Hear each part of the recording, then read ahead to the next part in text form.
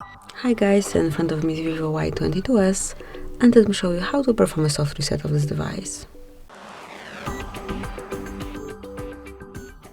So basically all you have to do is to tap on power button along with volume down buttons and hold them together for a while.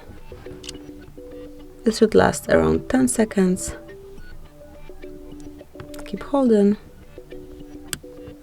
Okay, one more time.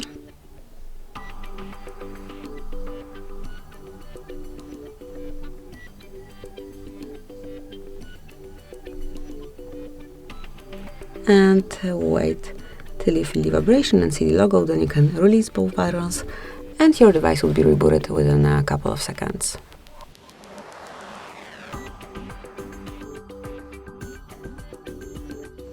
And that's it. As you can see now, you can smoothly use your device in a normal way. So that's it, that will be all. Thank you for watching. Please subscribe our channel and leave the thumbs up.